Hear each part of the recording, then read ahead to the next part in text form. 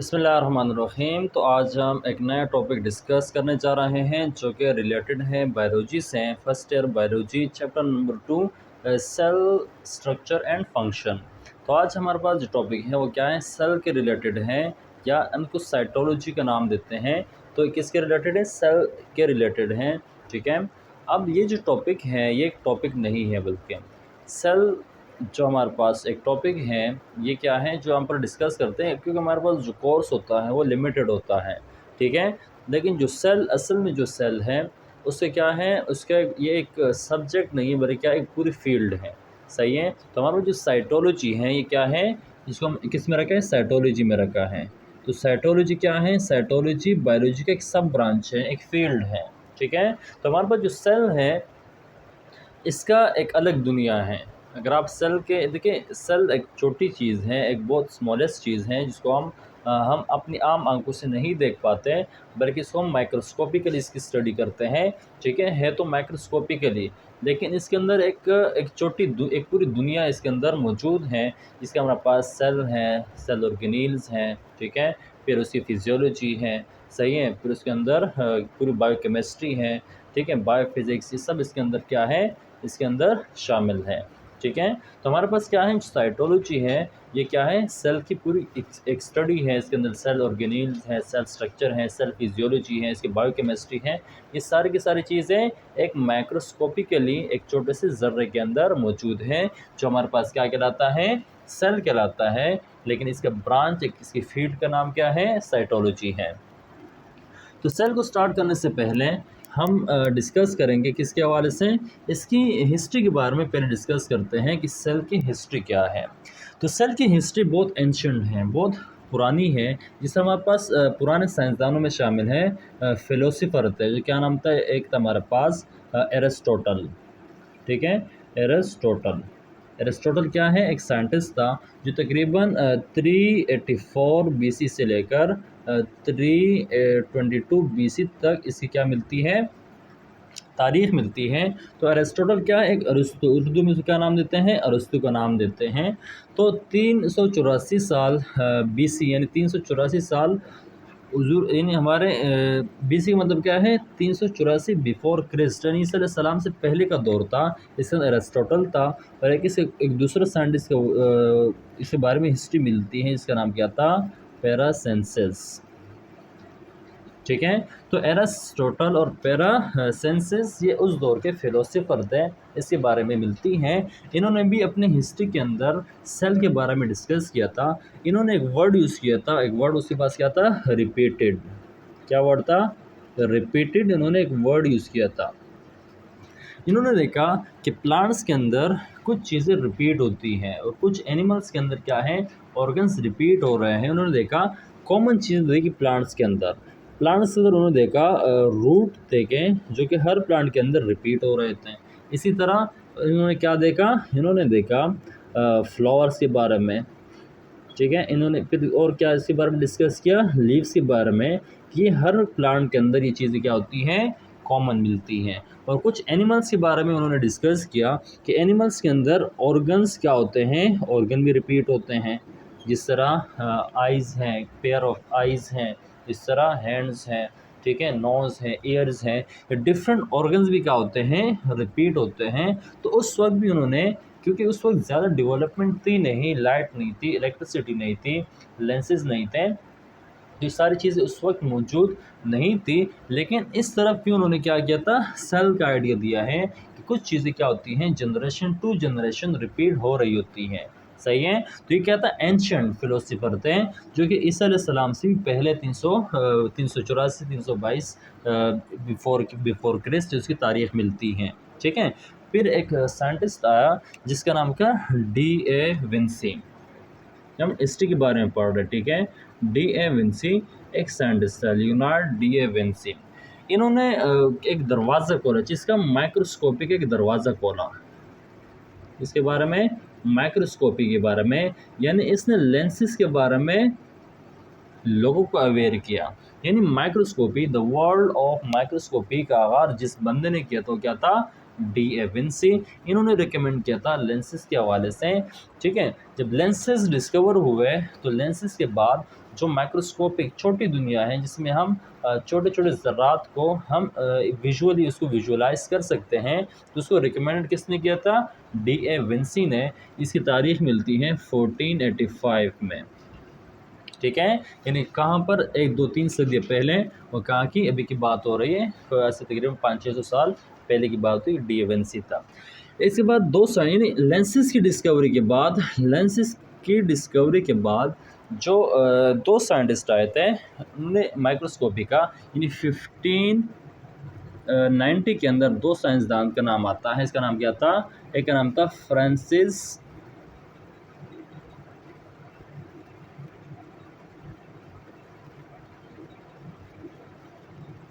ठीक है, Francis Jensen.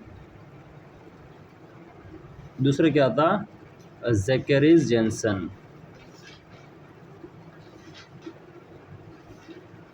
ठीक है, फ्रांसिस जेनसन और ज़ेकेरिस जेनसन, ये दो साइंटिस्ट थे। इन्होंने 1595 के अंदर एक माइक्रोस्कोप को बनाया, नहीं इन्होंने लेंसेज को इकट्ठा किया। किसने? लेंसेज को इन दोनों ने इकट्ठा किया 1590 के अंदर। दोनों ने एक माइक्रोस्कोप बनाया। इन माइक्रोस्कोप का जो विजुअल पावर थी कितनी थी? 10x से लेकर 13x तक। सही है, क्या था? यानी इन्होंने जो माइक्रोस्कोप इन्वेंट किया उस वक्त लेंसेज को तरतीब देने के बाद, तो इनकी जो मैग्नीफिकेशन पावर हो गई कितनी? 10x से लेकर 13x के बराबर थी। यानी इस माइक्रोस्कोप को फिल्म माइक्रोस्कोप का नाम दिया। क्या नाम दिया? Film microscope.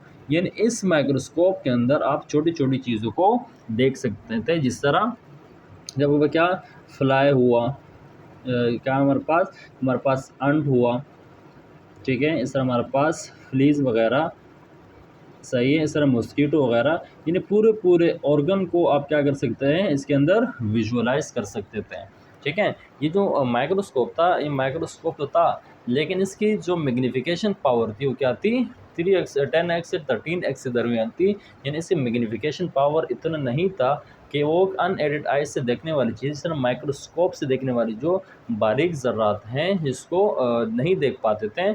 ठीक है, यानी इसके अंदर बड़ी बड़ी पूरी आंट, पूरी चुंटी है, पूरे मच्छर या पूरे हमारे पास जो मक्खियाँ हैं, इनकी स्टडी तो कर सकते थे, लेकिन इससे जो छोटी चीज़ थी उनसे नज़र सही नहीं आती थी।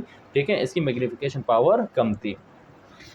तो टाइम गुजरने के साथ साथ टाइम गुजरता गया, साइंस के अंदर जिद्दत आने लगी, यानी साइंस के अंदर नई नई चीज़ें आने लगी, क्योंकि डिस्कवरी स्टार्ट हो चुकी थी। तो एक साइंटिस्ट आया, इसका नाम क्या था? 1610 के अंदर, 1610 के अंदर एक साइंटिस्ट था, इसका नाम क्या था? गैलीलियो।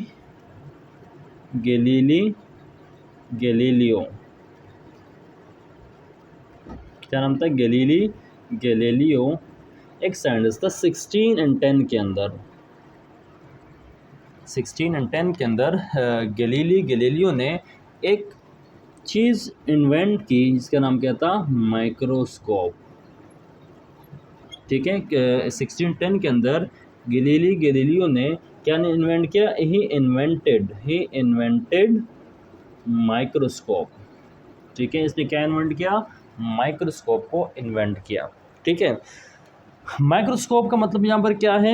यहाँ पर दो लफ्ज़ों से मिलकर बना है, एक है माइक्रो, दूसरा क्या है? स्कोप है। ठीक है, तो माइक्रो का लफ्ज़ जो लिया गया है, माइक्रो का मतलब क्या है? माइक्रो। ठीक है, स्कोप का मतलब क्या है? टू सी। सही है, तो माइक्रो का मतलब क्या है? ऐसी चीज़ें जो क्या है हम अपनी अनएडेड आंखों से नहीं देख पाए, यानी कि जिस चीज़ को हम अपनी आंखों से नहीं देख पाते तो हमारे पास क्या है? माइक्रो है। क्लियर है यहाँ तक? और स्कोपी का मतलब क्या है? टू सी। तो माइक्रोस्कोप का मतलब क्या है? कि छोटी चीज़ों को स्प्रेड करके दिखाए। स्कोप का मतलब क्या है? जिस तरह हम देखते हैं मेडिकल का स्कोप इतना है, बायोलॉजी का स्कोप इतना है, इंजीनियरिंग का स्कोप इतना है, मेडिकल यानी बस MBBS का स्कोप अलग है। तो स्कोप का मतलब होता है फैलाव, कितना मार्केट में उसकी वैल्यू कितनी है। तो यहाँ पर क्या है? माइक्रो का मतलब क्या है? बहुत बारीक चीज़ है, स्मॉलेस्ट चीज़ है। क्या है हमारे पास? स्मॉलेस्ट चीज़ों को बड़ा करके दिखाने क्या आपके पास? ये माइक्रोस्कोप से, यानी माइक्रोस्कोप से आप छोटी चीज़ों को बड़ा करके देख सकते हैं। अब माइक्रोस्कोप वो है क्या चीज़, यानी इसके टाइप्स क्या हैं, उसको हम नेक्स्ट क्लास के अंदर डिस्कस करते हैं। आज हम डिस्कस करते हैं हिस्ट्री के बारे में कि सेल की हिस्ट्री क्या है। ले रहे हैं यहाँ तक। तो माइक्रोस्कोप को जिस साइंटिस्ट ने इन्वेंट किया वो क्या था, 1610 के अंदर से नाम था गैलीलियो। उसने माइक्रोस्कोप को इन्वेंट किया।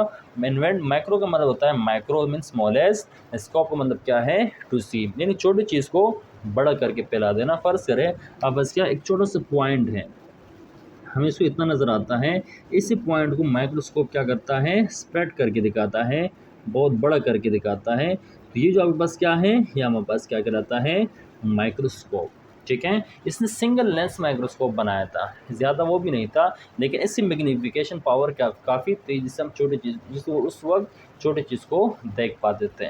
ठीक है, तो जब माइक्रोस्कोप इन्वेंट हुआ उसके बाद माइक्रोवर्ड का भी शुरुआत हुआ, यानी जो माइक्रोबायोलॉजी है, जो छोटी छोटी चीज़ें, स्मॉलेस्ट चीज़ें हैं जिसको हम अपनी आंखों से नहीं देख पाते हैं, माइक्रोस्कोप डिस्कवर होने इन्वेंट होने के बाद एक नई दुनिया स्टार्ट हो गई। इसके बाद सेल, फिर डिफरेंट सेल, इस तरह प्रोटोजोआ, प्रोकैरियोटिक, इस तरह यूकैरियोटिक, डिफरेंट जो हमारे पास एक माइक्रोबायोलॉजी है इसकी शुरुआत हो गई।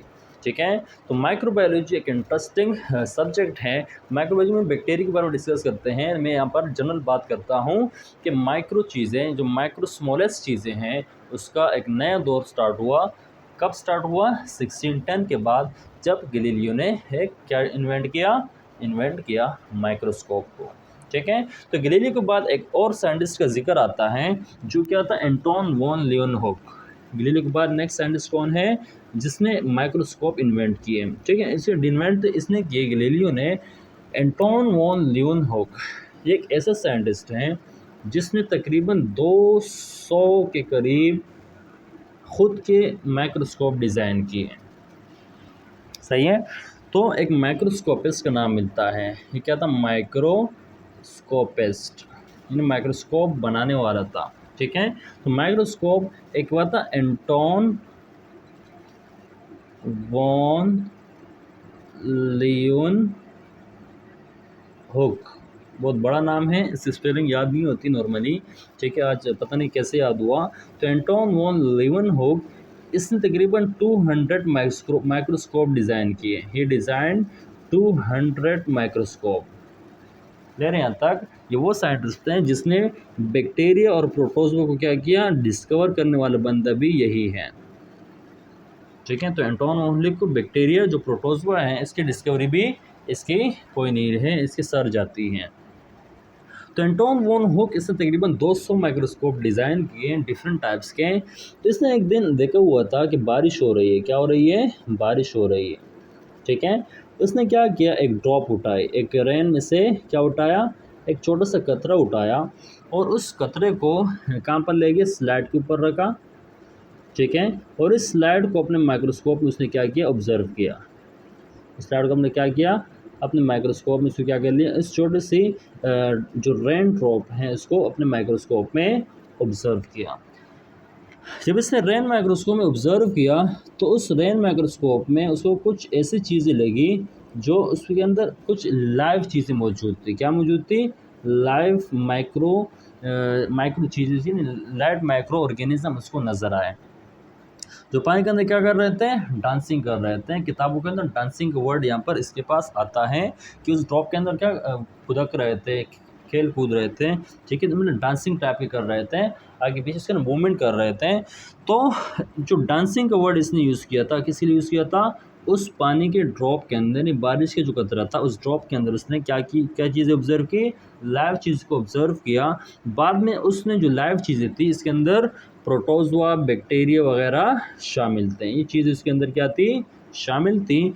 तो ये इनका स्केच बनाया, बाकायदा से प्रिंट्स लिए, और इसको रॉयल सोसाइटी जो लंदन यूके जो रॉयल सोसाइटी के नाम से था वहाँ पर उसने क्या किया, उस जो इसकी ऑब्जर्वेशन थी उसने वहाँ पर इसको भेज दी रॉयल सोसाइटी में।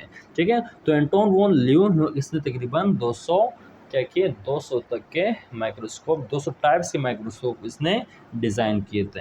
ठीक है, तो गैलीलियो ने इन्वेंशन की, एंटोन वॉन लियोन ने उसकी मज़ीद इसके क्या किया, इससे डिज़ाइंस बनाए। ठीक है, इसके बाद यानी गैलीलियो के बाद हम यहाँ पे स्टार्ट करेंगे सेल के बारे में कि सेल कैसे डिस्कवर हुआ। ठीक है, तो आज हम क्या डिस्कस कर रहे हैं, discoveries of discovery of the cell. उम्मीद है आपको समझ में आ गया होगा। अभी हम क्या पढ़ रहे हैं? Discovery of cell. सही है, हम पूरी हिस्ट्री में ही आती है। ठीक है, तो डिस्कवरी ऑफ सेल हम पढ़ने जा रहे हैं। तो अब हमारे पास है डिस्कवरी ऑफ सेल। ठीक है, सेल की डिस्कवरी के बारे में हम डिस्कस करते हैं। 1610 के अंदर माइक्रोस्कोप इन्वेंट हुआ। उसके बाद टाइम गुजरते गया, टाइम पहुंच गया 1665। ठीक है, एक साइंटिस्ट था, इसका नाम क्या था? Robert Hooke. क्या नाम था साइंटिस्ट का? Robert Hooke. 1665 के अंदर इसने क्या किया, एक दरख्त का, जो आपके पास एक दरख्त है, ठीक है, दरख्त किस चीज़ से बनी है? लकड़ी से बनी है। ठीक है, दरख्त के ऊपर जो यहाँ पर यानी दरख्त के लकड़ी का एक छोटा सा टुकड़ा लिया, इसने एक छोटा सा टुकड़ा लिया। सही है, उस छोटे से टुकड़े को उसने क्या किया? माइक्रोस्कोप में ऑब्जर्व किया। सही है, यानी दरख्त का यानी कि लकड़ी का एक छोटा सा टुकड़ा लिया, उस छोटे से टुकड़े को उसने कहाँ पर ऑब्जर्व किया? अंडर द माइक्रोस्कोप इसको ऑब्जर्व किया। जब उसने कॉर्क, इसको मैं क्या नाम देता हूँ? इसको मैं नाम देता हूँ कॉर्क। सही है, ठीक है, यानी दरख्त से एक छोटा सा क्या लिया? एक छोटी सी टुकड़ा लिया दरख्त से, और उसे क्या है? कॉर्क नाम देते हैं। उस कॉर्क को उसने एग्जामिन किसके अंदर किया? माइक्रोस्कोप में उसने एग्जामिन किया। जब उसने देखा कि उस कॉर्क के अंदर बहुत सारी इस तरह खाली खाली स्पेसेस को दिखाई दिए, क्योंकि इसके जो माइक्रोस्कोप था, ये जो माइक्रोस्कोप था बहुत ज़्यादा पावरफुल माइक्रोस्कोप तो था नहीं। तो इसमें इसमें जो उसने देखा कि बहुत सारे से छोटे खाने नज़र आए। क्या नज़र आए? इस तरह बहुत छोटे छोटे खाने उसको नज़र आए। इस खानों को उसने क्या नाम दिया? इन खानों को उसने नाम दिया सीला का। ठीक है, इस खाने को उसने क्या नाम दिया? इस खाने को उसने नाम दिया सीला। ठीक है, सीले का मतलब होता है, सीले का मतलब होता है, सीले का मतलब होता है हॉलो स्पेस। यानी उसको कॉर्क में क्या नज़र आए? इन्होंने जो दरख्त की छोटे से लकड़ी को उन्होंने ऑब्जर्व किया माइक्रोस्कोप में, तो माइक्रोस्कोप में उसको क्या नज़र आए? छोटे छोटे खाने नज़र आए। उस खाने को उसने क्या नाम दिया? सीला। सीला का मतलब होता है हॉलो स्पेस। ठीक है, यानी उसने देखा कि इन्होंने नाम भी दिया, इसका नाम दिया हनी कॉम्ब। क्या नाम दिया इसको? हनी कॉम्ब का नाम दिया। हनी कॉम्ब क्या है? जो शहद का चत्ता होता है। सही है, शहद का जो चत्ता होता है, बिल्कुल खाली जगह सुनिए, उसके अंदर बिल्कुल शहद के चत्ते के अंदर खाली खाली इसके अंदर स्पेसेस नज़र आए। तो इस स्पेस को, जो कि हॉलो स्पेस, हॉलो मतलब है अंदर से खोखला। हॉलो स्पेस का मतलब क्या होता है? खोखली चीज़ें नज़र आए, और उस खोखली चीज़ उसका क्या नाम दिया था? सीले का नाम दिया था। ठीक है, बाद में क्या पढ़ा? सेल पढ़ा। तो सेल का मतलब क्या होता है? Hollow space. क्लियर है यहाँ तक? ये थी कि डिस्कवरी किसकी थी? Discovery of cell. 1665 में रॉबर्ट हुक ने प्लांट के एक छोटे से टुकड़े को ऑब्जर्व किया माइक्रोस्कोप में। जब उसने माइक्रोस्कोप में देखा कि उसके अंदर क्या थी? उसके अंदर बहुत बहुत सारे छोटे छोटे खाने नज़र आए। उस छोटे खाने को उसने क्या नाम दिया? सीले का नाम दिया। और सीले का मतलब क्या होता है? Hollow space. क्लियर है यहाँ तक? इसके बाद एक दूसरा साइंटिस्ट भी आया, इसका नाम क्या था? एक साइंटिस्ट, इसका नाम था मार्सिलो मल्फीजी। इसके बाद यानी रॉबर्ट ब्राउन के बाद एक दूसरा साइंटिस्ट, क्या नाम था? मार्सिलो मल्फीजी। ठीक है, मार्सिलो मल्फीजी ने इसके बाद माइक्रोस्कोप में एनिमल टिश्यूज़ के बारे में डिस्कस किया। यानी एनिमल टिश्यूज़ को ऑब्जर्व किसने किया? एनिमल टिश्यूज़, जिस तरह लिवर, किडनी, ठीक है, ब्रेन, लंग्स, ठीक है, इन डिफरेंट टिश्यूज़ को किस तरह के मार्सिलो मल्फीजी ने माइक्रोस्कोप में ऑब्जर्व किया। ठीक है, तो ये डिफरेंट चीज़ें थी जो उन्होंने इसमें जो एनिमल टिश्यूज़ के बारे में मार्सिलो मल्फीजी ने काफ़ी सारा इसमें रिसर्च किया। ठीक है, तो जो सेल डिस्कवर किसने किया था? रॉबर्ट हुक ने डिस्कवर किया 1665 के अंदर। ठीक है, इसके बाद जब सेल डिस्कवर हुआ, इसके बाद टाइम गुजरता गया, लेकिन टाइम गुजरने के साथ साथ चीज़ों के अंदर बेहतरी आती गई। माइक्रोस्कोप बेहतर हो गए, रिसर्च बेहतर हो गई। ठीक है, इस तरफ रुझान एडवांस ज़्यादा बढ़ गया। तो टाइम के साथ साथ गुजरते गुजरते एक वक्त ऐसा आया, एक वक्त कौन सा वक्त था, 1831। क्या था, 1831 में एक नेक्स्ट साइंटिस्ट था, इसका नाम क्या था, 1831 में एक साइंटिस्ट था, इसका नाम क्या था, रॉबर्ट ब्राउन। रॉबर्ट ब्राउन 16 में आया, 1831 में एक साइंटिस्ट क्या था, रॉबर्ट ब्राउन। एक रॉबर्ट हुक था, ये क्या है, रॉबर्ट ब्राउन है, ठीक है, रॉबर्ट ब्राउन। रॉबर्ट ब्राउन ने क्या डिस्कस किया, इसने डिस्कवर किया, न्यूक्लियस डिस्कवर किया। न्यूक्लियस किसने डिस्कवर किया, रॉबर्ट ब्राउन ने 1831 में। इसने क्या देखा, ये बॉटनी के यानी जो रिसर्च कर रहा था, इसने देखा कि जो सेल है, ये क्या था, सेल है, सेल को जो रॉबर्ट हुक ने कहा था कि एक होलो स्पेस है। तो रॉबर्ट ब्राउन ने इसके बारे में डिस्कस किया, ठीक है। उसने देखा कि सेल के अंदर एक डेंस मटेरियल मौजूद है। क्या मौजूद है, डेंस मटेरियल मौजूद है। जो डेंस मटेरियल है ये क्या है, इसने इस डेंस मटेरियल को नाम दिया न्यूक्लियस। फिर यहाँ तक तो रॉबर्ट ब्राउन ने क्या किया था, सेल के अंदर न्यूक्लियस को डिस्कवर किया। एक सेल के अंदर बहुत सारे प्लांट सेल के अंदर उसने देखा कि अंदर सिर्फ न्यूक्लियस एक हॉलो स्पेस नहीं है, बल्कि हर सेल के अंदर एक डेंस मटेरियल मौजूद है। उस डेंस मटेरियल को उसको क्या नाम दिया, न्यूक्लियस का नाम दिया। उसने यहाँ तक बता दी ये जो न्यूक्लियस है ये क्या है, फंडामेंटल पार्टिकल है। न्यूक्लियस को उसने क्या नाम दिया, nucleus is the fundamental particle of the cell, ठीक है। क्या नाम दिया उन्होंने, रॉबर्ट ब्राउन ने 1831 के अंदर सेल के अंदर न्यूक्लियस को डिस्कवर किया और ये भी कहा कि nucleus is the fundamental particle of all cells, यानी हर ऑल सेल के अंदर उन्होंने क्या किया। तो रॉबर्ट ब्राउन ने क्या डिस्कस किया, न्यूक्लियस डिस्कवर किया इस चीज़ के अंदर, सेल के अंदर। और ये भी कहा कि nucleus is the fundamental particle, यानी कि बुनियादी ज़र्रा है किस चीज़ का, सेल का। तो टाइम गुजरने के साथ साथ दो साइंटिस्ट थे, ठीक है। अभी हम डिस्कस करने जा रहे हैं सेल थ्योरी के बारे में, इसके बारे में डिस्कस करने जा रहे हैं, सेल थ्योरी के बारे में डिस्कस करते हैं, ठीक है। आज टॉपिक थोड़ा लंबा होगा, उम्मीद है आपको समझ में आ रहा होगा। तो सेल थ्योरी, ये दो साइंटिस्ट थे, एक था श्वान, थियोडर श्वान, ठीक है, एक शिलिडन था, एक श्वान था, ठीक है। एक शिलिडन था, दूसरे क्या था, श्वान था। फिर यहाँ तक एक शिलिडन साइंटिस्ट था, दूसरे क्या था, श्वान। शिलिडन क्या था, एक बोटानिस्ट था, क्या था, एक बोटानिस्ट था। और श्वान क्या था, ये एक जोलॉजिस्ट था, ठीक है। यानी ये एनिमल्स के ऊपर स्टडी कर रहा था, एनिमल्स के ऊपर रिसर्च कर रहा था। और जो बोटानिस्ट था ये किसके ऊपर, प्लांट्स के ऊपर डिस्कस कर रहा था, रिसर्च कर रहा था। शिलिडन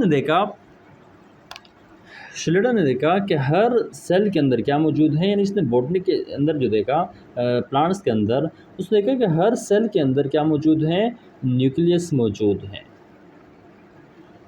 ठीक है।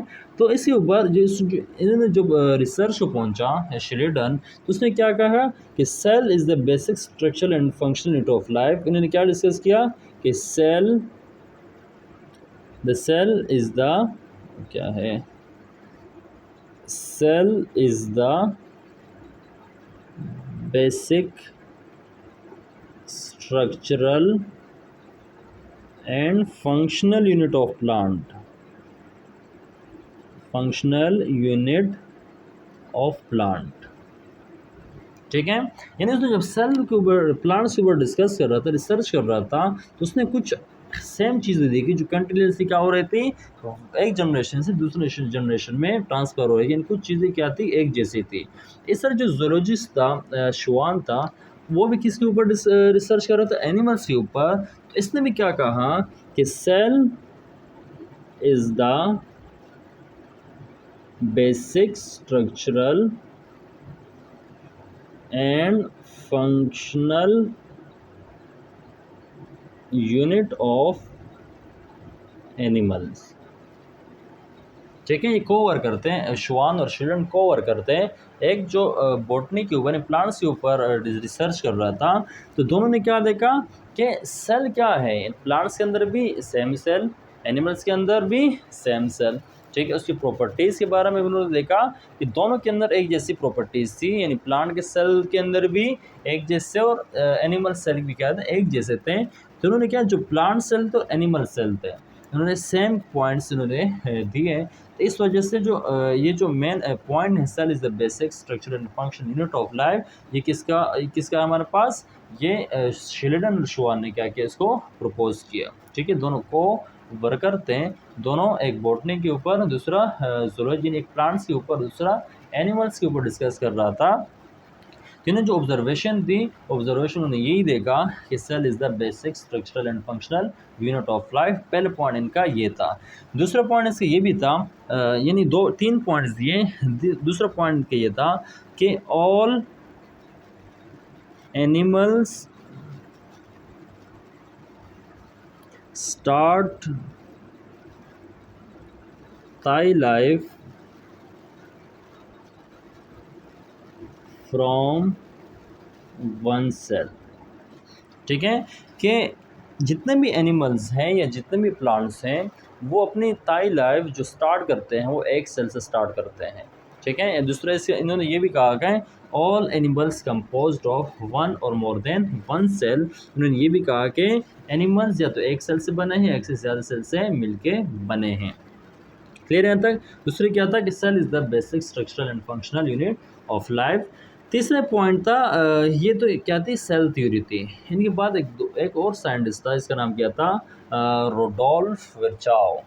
ठीक है, रोडोल्फ विर्चाओ। रोडोल्फ विर्चाओ ये नया साइंटिस्ट था 1855 के अंदर, रोडोल्फ विर्चाओ।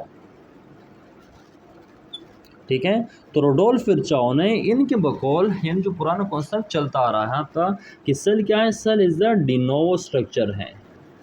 क्या स्ट्रक्चर है, यानी इनके कॉन्सेप्ट ये था, जो श्रीडन रुशवान वगैरह थे, जो पिछला कॉन्सेप्ट था कि सेल क्या है, एक डिनोवो स्ट्रक्चर है। डिनोवो का मतलब क्या है, स्पॉन्टेनियस। डिनोवो का मतलब क्या होता है, स्पॉन्टेनियस। ठीक है, यानी खुद ब खुद बनता है।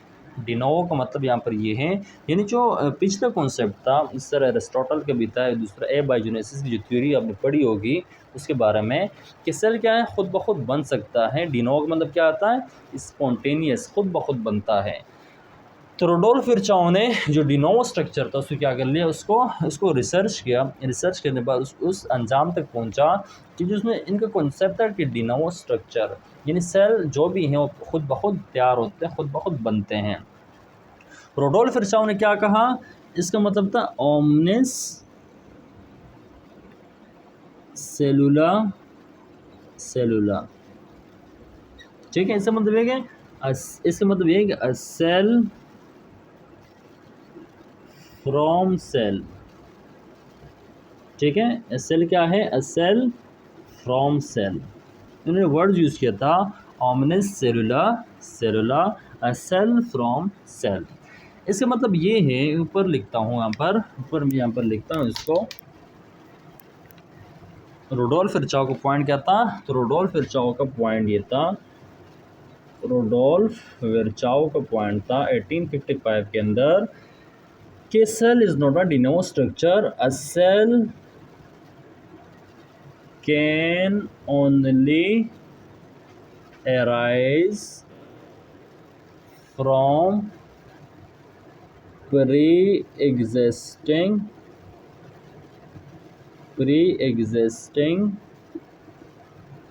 alive cell।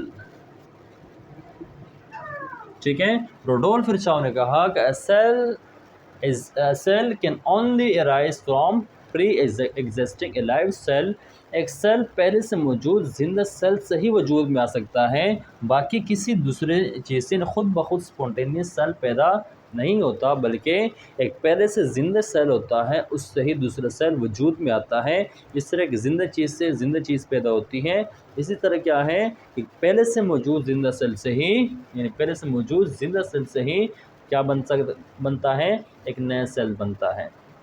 ये एक सेल है, पहले से मौजूद है, ये क्या है, 2 सेल में डिवाइड हुआ, ठीक है। तो ये किसने किया, रुडोल्फ विर्चाउ ने एक पॉइंट दिया कि cell is not a de novo structure, बल्कि सेल क्या है, a cell can only arise from the pre existing a live cell, ठीक है। तो ये किसका पॉइंट था, रुडोल्फ विर्चाउ का। तीसरा जो सेल थ्योरी थी वो 3 पॉइंट्स पर मुश्तमिल थी। A cell an animal is consist of one or more than one cell. दूसरा पॉइंट था cell is the basic structural and functional unit of life. तीसरा पॉइंट था a cell can only arise from the pre existing live cell, ठीक है। तो अब इसके बाद रुडोल्फ विर्चाउ के बाद एक नेक्स्ट साइंटिस्ट था, इसका नाम क्या था, पास्चर, लुइस पास्चर, ठीक है।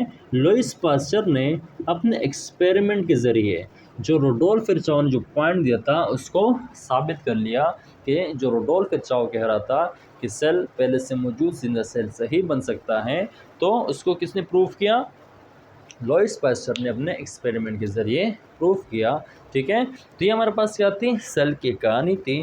तो ये एक सेल थ्योरी बनी, इसके बाद ऑर्गेनिज्मल थ्योरी भी है, इसके बाद प्रोटोप्लाज्म की थ्योरी भी है, इसको हम बाद में डिस्कस करते हैं। तो ये था हमारे पास आज का टॉपिक। हमारे पास क्या था, आज के टॉपिक के अंदर हमने हिस्ट्री ऑफ सेल के बारे में एक्सप्लेन किया। सेल थ्योरी को हम दोबारा भी एक्सप्लेन करेंगे, ये तो हमारे पास हिस्ट्री थी, उसके अंदर आ गई तो हमने इसको एक्सप्लेन किया। इसके बाद हम ऑर्गेनिज्मल थ्योरी है, प्रोटोप्लाज्मिक थ्योरी है, और साथ में हमारे पास जो सेल थ्योरी, इसको मज़ीद आगे भी डिस्कस करते हैं। उम्मीद है आपको ये समझ में आ गया होगा। मिलते हैं नेक्स्ट टॉपिक के अंदर, दुआ में याद रखिएगा।